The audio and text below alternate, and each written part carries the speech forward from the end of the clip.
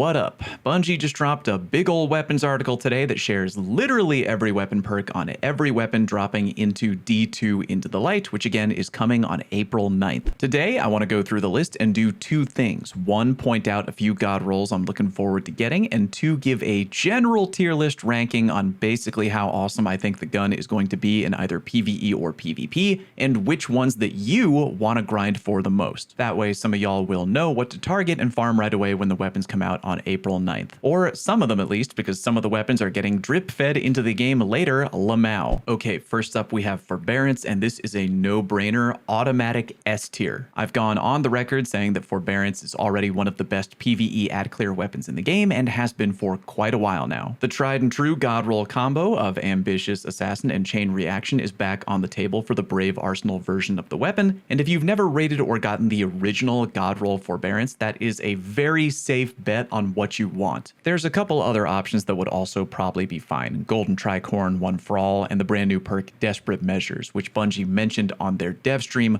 was originally called Last Stand. Apparently it's kind of like Golden Tricorn, not as powerful but easier to refresh and keep the extra damage going for a long period of time, so that'll be kind of cool. Again, if you don't have Forbearance already, automatic S tier, and you should be targeting that weapon right away. Next up we have Succession, and I'm gonna be honest, this is one of the few Brave Arsenal weapons that isn't really doing it for me. On the PvP side, you do have the option of rolling with Moving Target and Snapshot, but I'd be amazed, like really goddamned amazed, if you didn't have a roll like that already in your vault, especially if you already really like sniping in PvP. Like if you enjoy sniping, you probably have a god roll sniper better than this. But I guess if you're brand new, you could go for that roll. If you want to use this in PvP, Discord is also an option. But again, I don't really think this was a sniper designed to be used in PvP. For PvE, Redirection is there, which you could pair together with Discord to mow down a bunch of red bars, get your ammo back from Discord, then build up stacks of Redirection to then unleash a ton of damage on a big enemy. That sounds kind of fun and worth trying out. If that sounds too complicated though, remember you can always just opt for Firing Line and get a free damage buff for nothing more than standing near the bros. Reconstruction is a very fun perk. I like the no reload factor, and pairing that with Vorpal is nice for a straight 15% damage buff on mini bosses and bosses. End of the day, I'm going to recommend Reconstruction Vorpal or Reconstruction Firing Line. The goal there being just whip out your big mag sniper, hit large enemy hard, GG. Again though, I don't know, I love the look and the feel of the gun, but not really super hyped about Succession coming back, and while good, I don't think it'll be god tier or meta crushing or anything like that. For now, I'm going to put it in C tier. Nice to have, but nothing wild. Next, Falling Guillotine, and good lord, I was not prepared for this at all. I literally just spent the last week farming Adept Slammers just for the weapon team to walk out and kick me right in the gooch with steel-tipped boots. The Guillotine is back on the menu in a major way. So many wild sword perks are here on the table. Vorpal Weapon, by the way, is normally,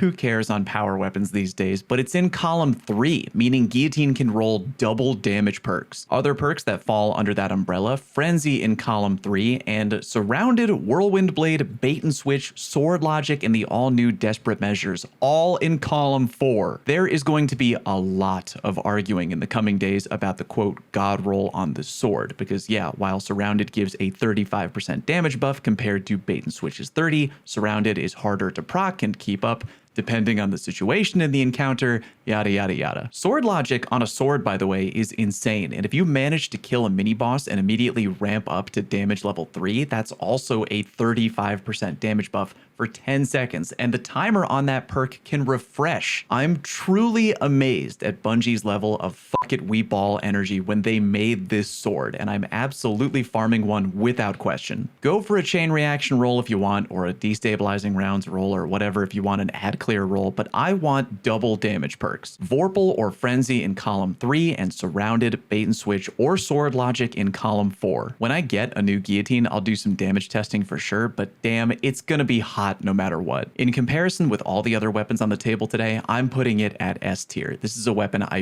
really want when Into the Light drops. Next, we got the Recluse, one of two weapons I have mixed feelings about returning. It and the Mountaintop were really hot when they originally dropped into the game, but Bungie has assured us that they aren't going to be as insane now as they were back then. According to Mossy Max, the Master of Arms perk, aka the original secret sauce of the Recluse, is now going to be down to 15% damage instead of 20. That being said, PvP wise, I still think that is the perk you want. Get a kill with another weapon, wait for the time to strike, then whip out your SMG and burn through whatever's in front of you. That paired together with dynamic sway reduction is my hard god roll pick for PvP. Remember, target lock on SMGs got nerfed. For PvE, go into your vault right now and throw your title SMG into the trash, because new Recluse can roll with repulsor brace and destabilizing rounds, and that is what I want. You also have options like Surrounded or Frenzy for extra damage, and you can pair that together with Feeding Frenzy or Subsistence. That would go pretty good in PvE. I think the Recluse has potential to do well in both PvP and PvE, and for that, I'm going to go ahead and put it in A tier. It definitely won't be as godly as the original, but I want one a lot. Next up, we got the Mountaintop. Again, don't panic, it'll be good, but Bungie doesn't want it to be as godly as it used to be in PvP. I think the Mountaintop will be solid as hell in PvE. To again quote Mossy Max, who will be in tomorrow's video too, oddly,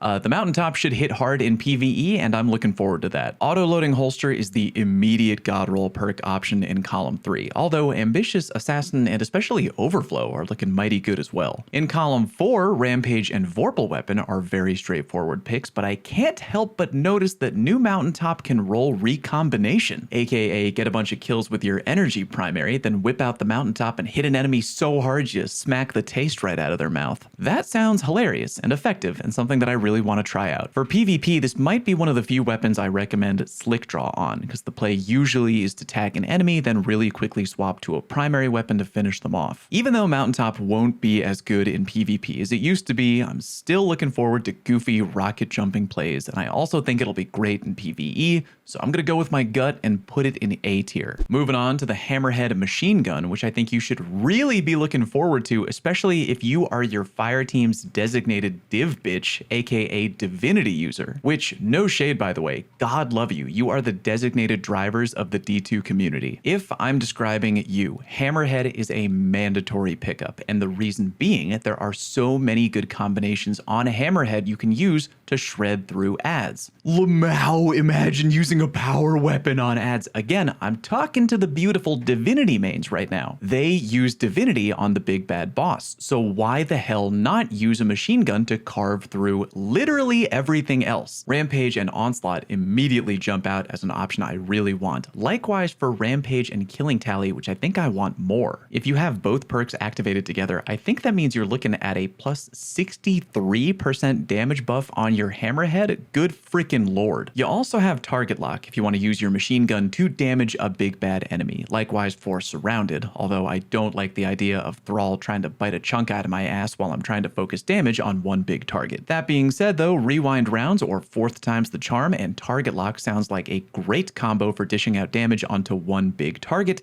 and I'm gonna put Hammerhead up in A tier, but again, for divinity mains, that shit is S tier, no question. Next up, the Blast Furnace. Now this one you might be a little confused where I wind up placing it, but I do have my reasons. If you're a pulse rifle lover in PvP, you should definitely try this out and see if it feels good to you. That being said, lately I feel that high impact rifles feel way better to me than aggressive frame rifles, and the Furnace is an aggressive frame rifle. I'm hoping that even though it is a 4-burster by nature, it'll feel good to me when it comes out. If it does, great, but I'm not holding my breath. I'm still excited for the Blast Furnace for the nostalgia factor alone, but on top of that, it has great PvP perks. Zen Moment, Keep Away, Perpetual Motion, Head Seeker, Kill Clip, Rapid Hit, and the all-new Desperate Measures. I've looked through every ag-frame pulse rifle in the game and can't help but notice that Blast Furnace is the only one capable of rolling Head Seeker and Kill Clip together. Keep your eye on that, could be important. But really any hodgepodge of those perks I mentioned I would be happy with. I really want to try out Desperate Measures. I hope it feels good on this rifle. But because I don't really like the feel of ag frame pulse rifles right now, really preferring high impacts way more, I'm going to go ahead and put Blast Furnace for now in B tier. However, if it comes out and feels as banging as I'm hoping it will, that rating would easily get bumped right up to A. Next up, Edge Transit, and this is an easy S tier. Bungie really took this gun from meme to dream. It can give you an ad clear roll if you want one, but I'm gonna hard recommend you try to get a DPS roll. Envious Assassin and Bait and Switch is a great PvE god roll option that some people already have on the Cataphract, but now you can get one even if you hate playing Trials. Thanks, Edge Transit. Cascade Point and Bait and Switch would also be hilarious for very short DPS windows. Multiple world's first rating champions Salt de Grepo also pointed out that you could potentially straight up break the game by building up full stacks of Envious, then opening the game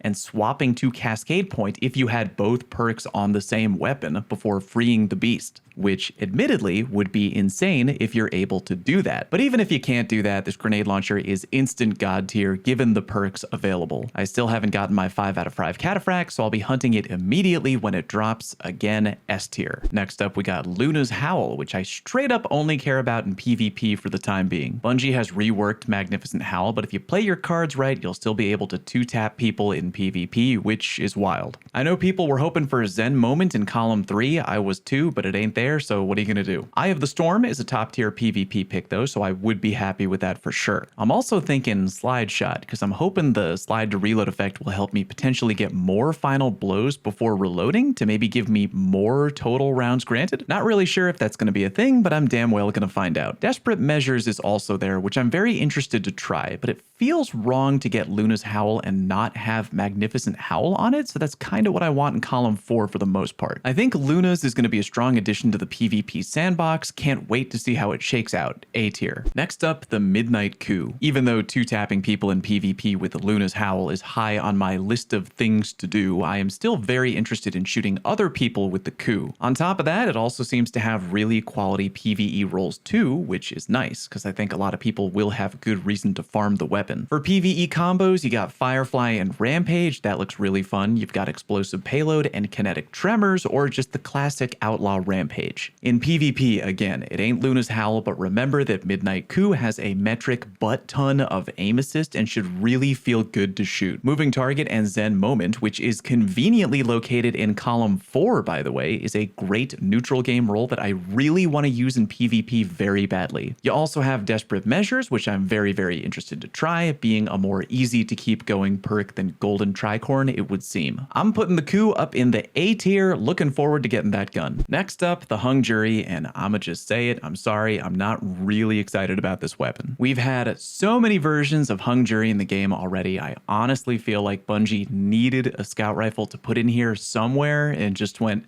fuck it, just put in the Hung Jury. That being said, if you've never gotten an adept version from a Grandmaster Nightfall before, the combination of no distractions and box breathing is really good in PvP because you can 3-tap people. It also seems to have some good PvE combos, including Kinetic Tremors and Explosive Payload, Kinetic Tremors and Firefly, which could be interesting. Again, don't get me wrong, I'm not saying the gun will suck. I'm sure it'll actually be really fun in PvE, and I do want to get a good roll. I'm just bummed that they're putting it back in because we've gotten the gun so many times already. C tier. Finally, we have Elsie's rifle, and I think people are disrespecting this gun way too much right out the gate. I've heard the feedback, well, why would I use this over No Time to Explain in PvP? Well, I'll tell you. Yeah, you don't get access to the Bullet Buddy, but you do get access to things like Zen Moment, Keep Away, Kill Clip, Desperado, and Headseeker. Need more? Fine. No Time to Explain is exotic, and Elsie's rifle is legendary, not to mention lives in the energy slot, meaning Elsie can do something that No Time can only dream of doing in PvP. Get paired together with conditional motherfucking finality, which continues to bend the entire meta over a barrel. By the way, I'm also interested in a weird side roll that has both Headseeker and Under Over for the sole purpose of trolling Overshield Void Titans in PvP, but that's neither here nor there. Elsie's is a high impact frame, which I really like, and I'm hella excited to get it A tier. If you disagree, and I'm sure some of you will, let me know what weapons you're excited for the most or not down in the comment section and why. Thanks very much for watching. Peace!